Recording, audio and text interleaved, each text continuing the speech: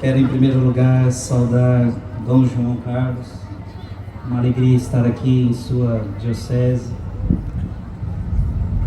Muita alegria receber este convite, receber essa bênção para estar aqui com o vosso povo. Agradecer também a presença de Dom Tonito. Uma alegria conhecê-lo e estar em sua presença. Quero saudar todos os padres aqui presentes, diáconos, religiosos, religiosas e todo o povo de Deus.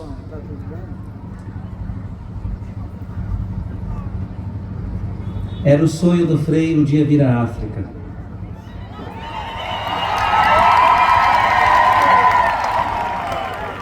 É a primeira vez que eu piso nesse continente. É a primeira vez que eu visito Moçambique.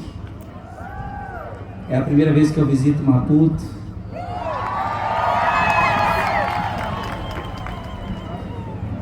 Eu, na minha ignorância, achava que vocês aqui só falavam a língua de vocês,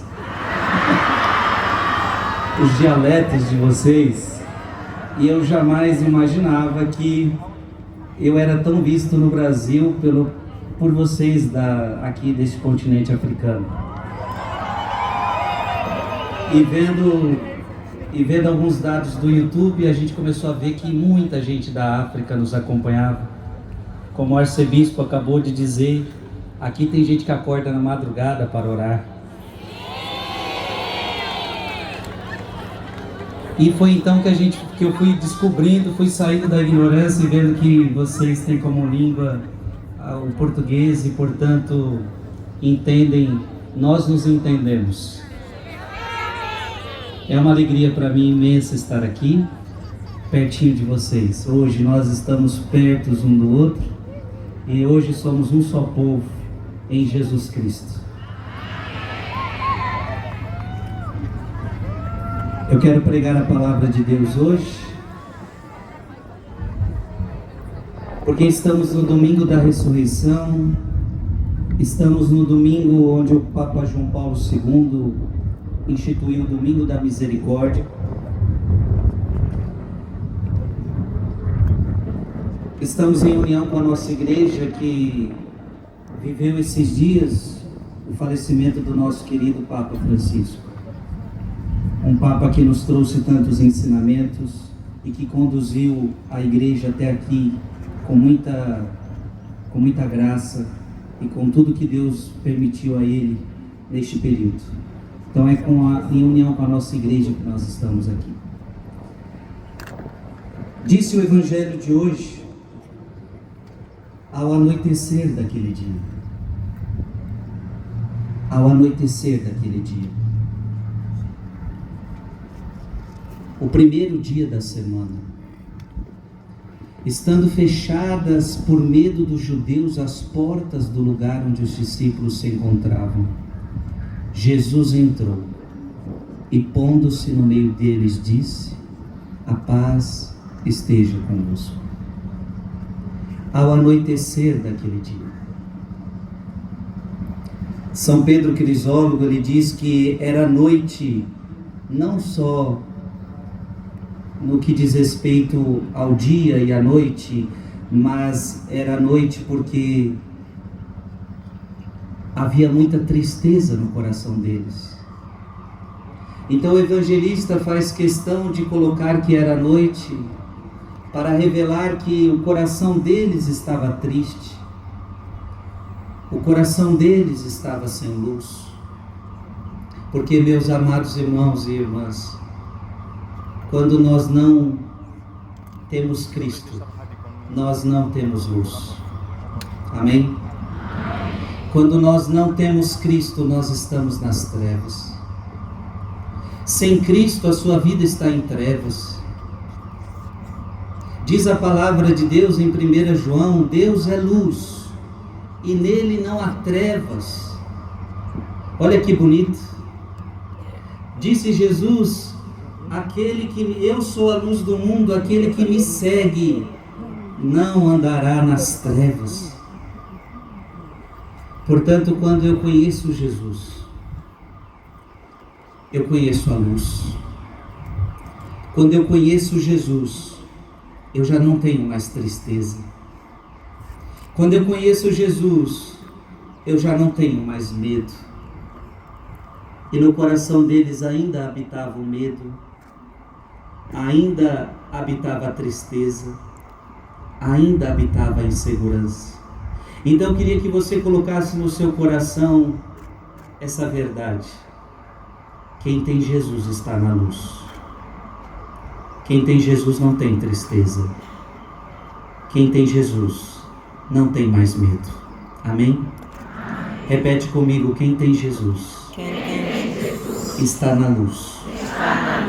Quem tem Jesus, não tem tristeza. Quem tem Jesus, não tem medo. Este versículo da Sagrada Escritura, João 20, 19, diz também que eles estavam com as portas fechadas.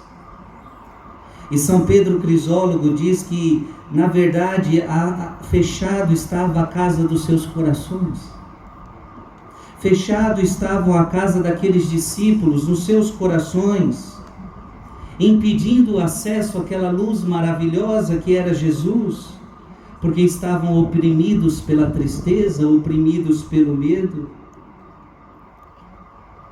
A pior coisa na vida de alguém é quando ela fecha o coração para Jesus.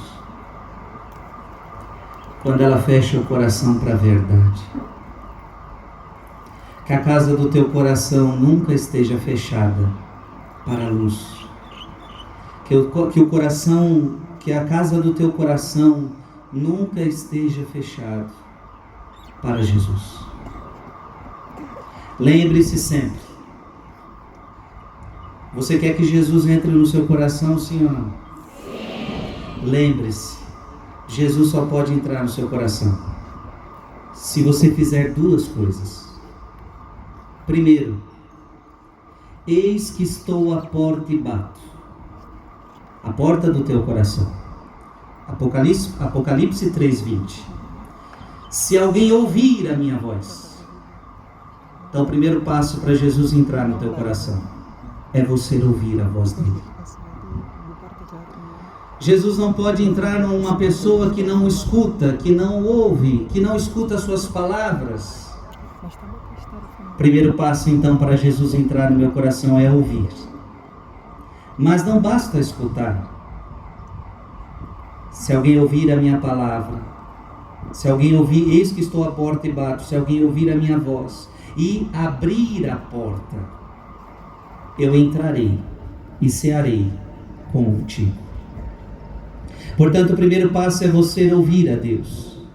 O segundo passo é você abrir o coração para Jesus. Amém? Então você pode dizer comigo: eu abro meu coração para Jesus. E quando você abre o seu coração para Jesus, tudo muda na sua vida. Tudo muda. Quando você abre o seu coração para a palavra de Deus, tudo muda. Ouvir a palavra de Deus e colocá-la em prática, isso vai mudando a sua vida dia após dia. Porque a palavra de Jesus não é palavra de homem, é palavra de Deus. É a palavra que muda, é a palavra que transforma, é a palavra que traz luz. Ainda no versículo 19, o Senhor disse: a paz esteja convosco. Eu quero dizer a todos vocês que estou encontrando hoje pela primeira vez: a paz do Senhor esteja convosco. E o que significa a paz do Senhor? A paz é Ele mesmo. A paz não é outra coisa. Então veja quantas nações em guerra, quantas nações em conflitos, quantas pessoas querendo a paz, só que eles querem a paz sem Cristo. A paz é Jesus. A paz é uma pessoa. Portanto, a paz esteja convosco. Ele estava ali naquele lugar, então a paz está convosco. Amados irmãos e irmãs, a paz está aqui no meio de nós. agora nós estamos em paz, porque o Senhor está aqui. Onde 2 ou mais estiverem reunidos em meu nome, eu estarei no meio deles. Onde estão os nossos bispos está a Igreja Católica, Apostólica, Romana. Jesus está aqui no meio de nós. A paz do Senhor está aqui. Então eu não sei o que perturba o seu coração, eu não sei o que te angustia. João capítulo 14, 27, deixo-vos a paz, a minha paz vos dou, não vou-la dou como o mundo a dá, não se perturbe o vosso coração. Olha que bonito, não se perturbe o vosso coração, nem se atemorize. Se eu não tenho Cristo, eu tenho temor. Se eu não tenho Cristo, eu tenho medo. E se você tem Cristo, você não tem medo, porque você sabe que Ele conduz a sua vida. Efésios capítulo 2, versículo 14, porque Ele é a nossa paz. De 2 povos fez um só, destruindo o muro de inimizade que os separava. Diga comigo, Jesus é a nossa paz. Jesus é a nossa paz. Então, se você tem Jesus, você está em paz. O mundo pode estar caindo à sua volta. Os conflitos podem ser grandes à nossa volta. Mas se Cristo está aqui, eu estou em paz. Eu gosto muito daquela cena de Jesus na barca com os apóstolos. E de repente uma grande tempestade começa a vir. E os apóstolos ficam com medo e desesperados. E diz a Bíblia que Jesus estava dormindo, sossegado, tranquilo e em paz.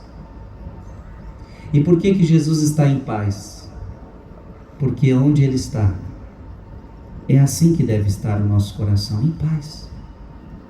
Veja, mesmo que ao seu redor esteja uma grande tempestade, os apóstolos deviam ter dito um para os outros, claro, não é tão fácil assim, mas na hora da dor, na hora da tempestade, bastava eles olharem para Cristo e falar, mas Ele está calmo, Ele está em paz, Ele está nessa barca. E se Cristo está nessa barca, essa barca não afunda.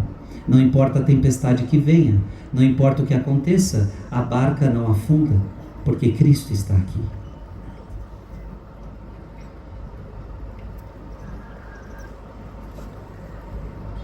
João 20, 20. Estou meditando o Evangelho de hoje. Novamente Jesus disse, a paz esteja convosco. Ou melhor, depois dessas palavras, mostrou-lhes as mãos e o lado. Então os discípulos se alegraram por verem o Senhor. Veja, Jesus agora mostra suas mãos, feridas pelos cravos. Interessante, porque a ressurreição, Ele não quis que a ressurreição apagasse isso.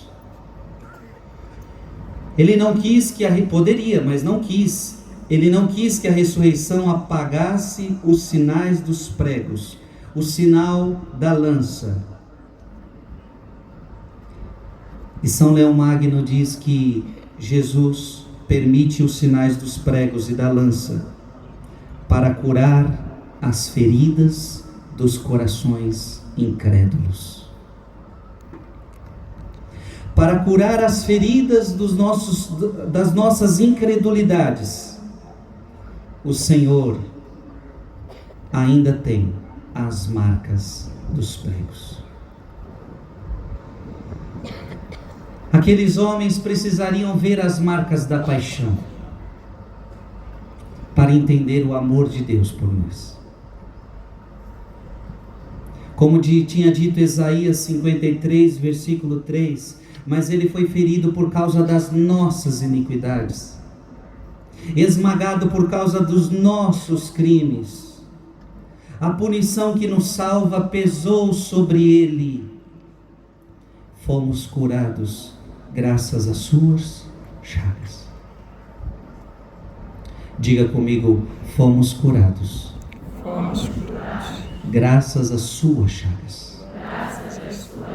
Então você está entendendo? Jesus aparecer com as suas chagas era para mostrar que as suas chagas eram a nossa cura.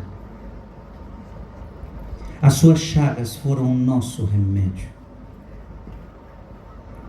As suas chagas curariam a nossa incredulidade.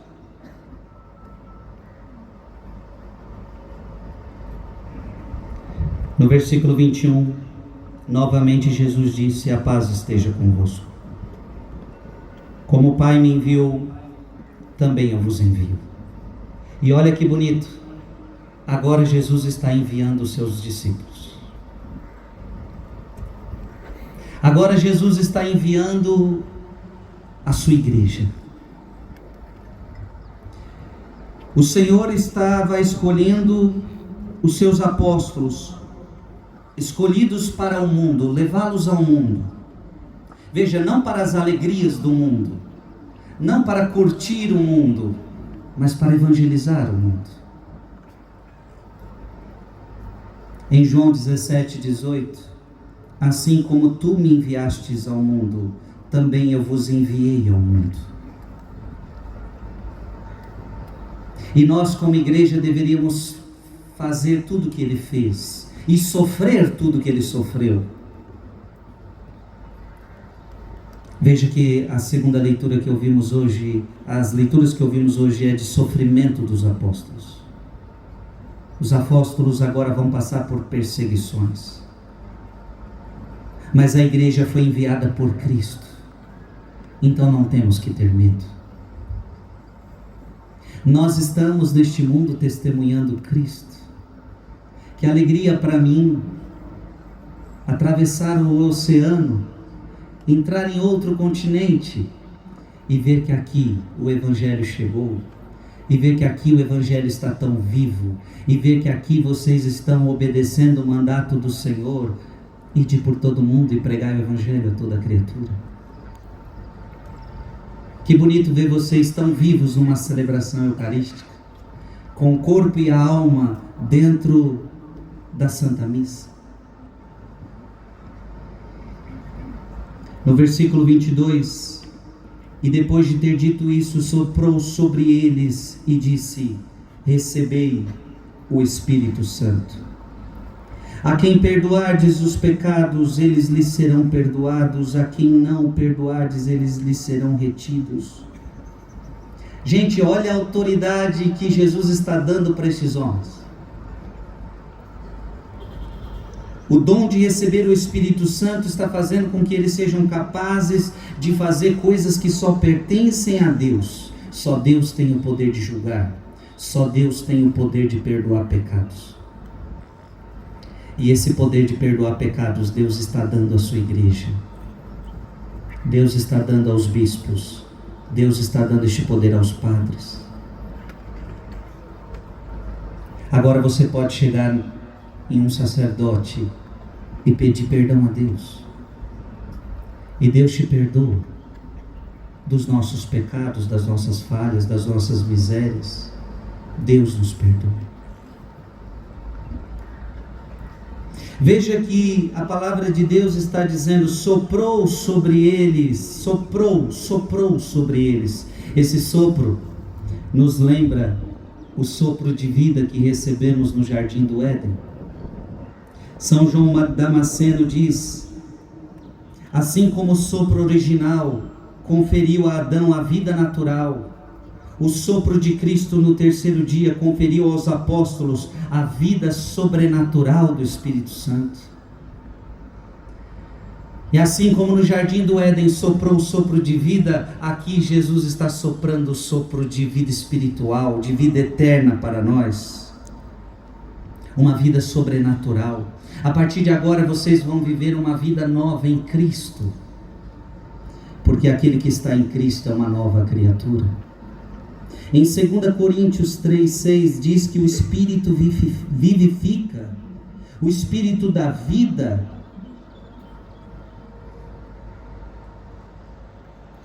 Diga comigo: obrigado, Senhor. Obrigado, Senhor, por perdoar os meus pecados. por perdoar os meus pecados. E por soprar sobre mim. E por soprar sobre mim O Espírito que dá vida. o Espírito que dá vida. João capítulo 20, versículo 24, nós ouvimos hoje. Tomé, chamado Dídimo, que era um dos 12, não estava com eles quando Jesus veio. Por que Tomé estava ausente? Eu quero que você entenda que Tomé estava ausente por nós, porque nós também estávamos ausentes aquele dia. Nós não estávamos lá para ver. Nós não estávamos lá para tocar. Sim ou não? Tomé representava todos nós. Tomé representava aqueles que um dia vão crer sem terem visto. São Gregório Magno diz algo tão bonito. Não foi por acaso que aquele discípulo em particular não estava presente. A misericórdia divina determinou que um discípulo duvidoso, ao apalpar no mestre as feridas da carne, curasse em nós as feridas da incredulidade. A ausência de Tomé curaria em nós a nossa incredulidade. A incredulidade de Tomé é mais proveitosa para a nossa fé do que a fé dos outros discípulos, pois o toque pelo qual ele foi induzido a crer confirma nossas mentes na fé, sem sombra de dúvida, diz São Gregório Magno. Portanto, Tomé representava todos nós, que demoramos para crer. Quanto tempo você demorou para crer em Cristo? Qual foi a idade que você abraçou Cristo de verdade? Eu costumo dizer que eu com 38 anos hoje, mas eu abracei Cristo de verdade com meus 14 anos de idade. Mas eu demorei. 14 anos de espera, de demora. Tomé representava a nossa incredulidade. Veja que Tomé demora em crer. Tomé representa tantos de nós que demoramos a crer. Somos cabeças duras. Por isso Tomé não estava curando apenas as incertezas de seu próprio coração, mas Tomé estava curando as incertezas de todos os seres humanos.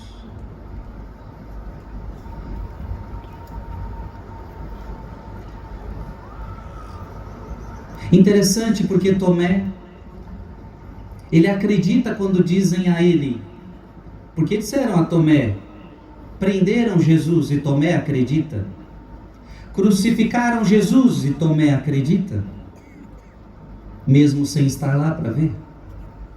Veja, mesmo sem ver, ele acredita na crucifixão, ele acredita nos cravos. Agora na ressurreição ele tem dificuldade de acreditar.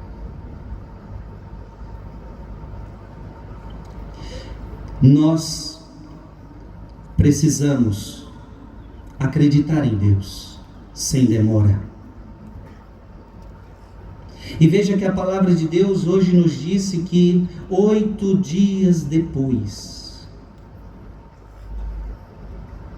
Então Tomé ficou 8 dias só ouvindo os discípulos.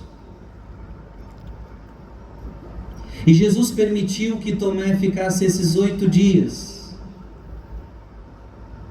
para que o coração dele se inflamasse, para que quando chegasse o dia derradeiro, ele não hesitasse em crer.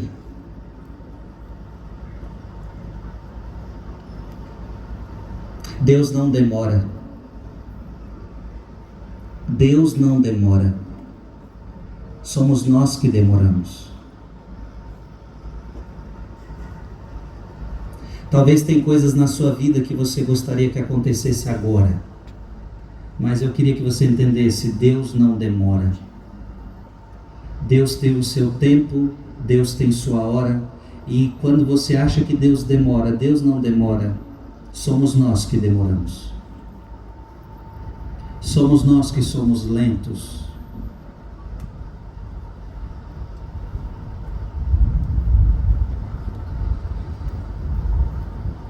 São Hilário ele diz: o Senhor se rebaixa ao nível de nossa fraca compreensão.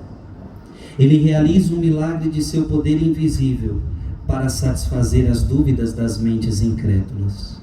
Veja que o Senhor Jesus está se rebaixando a Tomé. O Senhor está mostrando o seu lado, o Senhor está mostrando as suas feridas, porque o Senhor se rebaixa a nós, para que nós possamos crer. Jesus não precisava fazer isso, mas Jesus, ele conhece as nossas misérias, Jesus conhece as nossas lentidões. Jesus é aquele que se inclina até nós, para nos facilitar crer nele.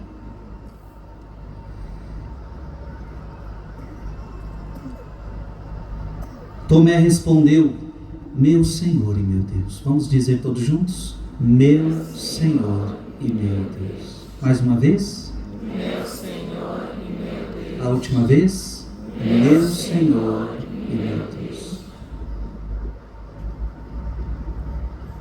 Veja, Tomé toca a carne de Cristo, diz Santo Agostinho. Mas quando ele abre a boca, ele proclama a divindade de Cristo.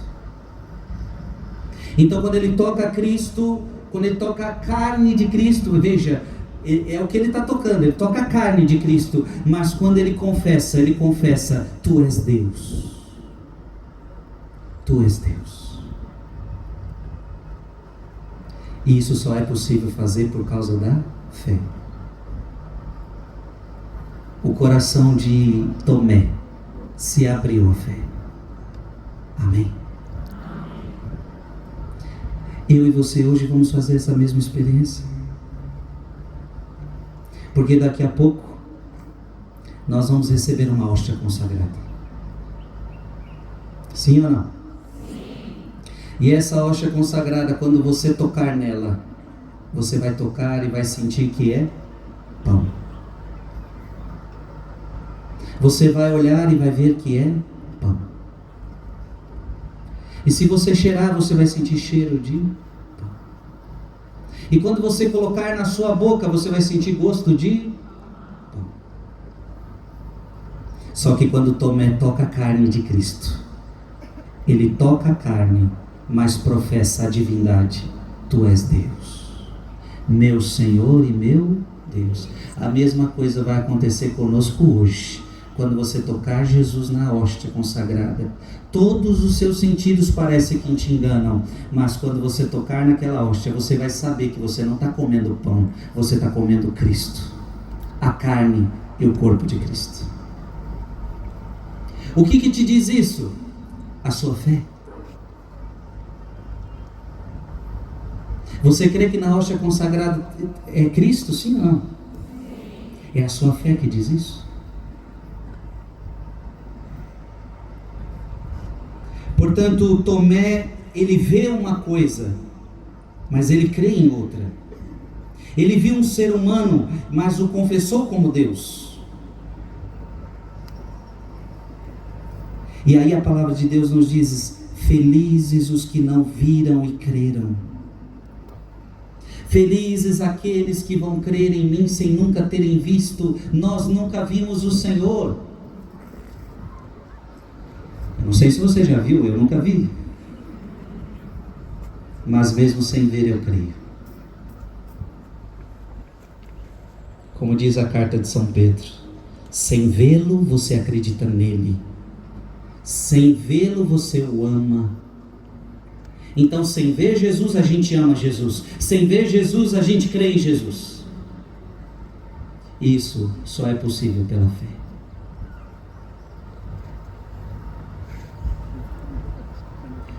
São Leão Magno nos recorda que nós somos justificados pela fé, como diz a carta aos Efésios, capítulo 2, justificados pela fé. E São Leão Magno diz: como seria alguém justificado pela fé se a nossa salvação se fundamentasse apenas nas coisas que estão diante dos nossos olhos? Então imagina se você, para ser justificado, precisasse ver Cristo. Se a justificação pela fé só fosse através da visão, quem seria justificado? Só os que viram Cristo? Não, mas a fé, conforme está em Hebreus capítulo 11, versículo 1, a fé é o fundamento a fé é o fundamento e a certeza a respeito das coisas que não se veem. Hebreus capítulo 11, versículo 6, sem a fé é impossível agradar a Deus. Essa palavra é importante para nós. Você quer agradar a Deus? Você precisa ter fé. Tomé, para agradar a Deus, precisava de fé. 2 Coríntios capítulo 4, versículo 18, não fixamos o olhar nas coisas visíveis. Eu quero que você repita comigo, não fixamos o olhar, nas coisas visíveis, mas nas invisíveis. E por que você não fixa o seu olhar nas coisas visíveis, mas nas invisíveis? Repete comigo, porque as visíveis são passageiras, mas as invisíveis são eternas. Olha que coisa bonita. Por que a tua fé não se baseia em coisas visíveis? Porque tudo que é visível é passageiro. E a fé, ela vai naquilo que é eterno, naquilo que não passa. Você está alicerçado naquilo que não passa.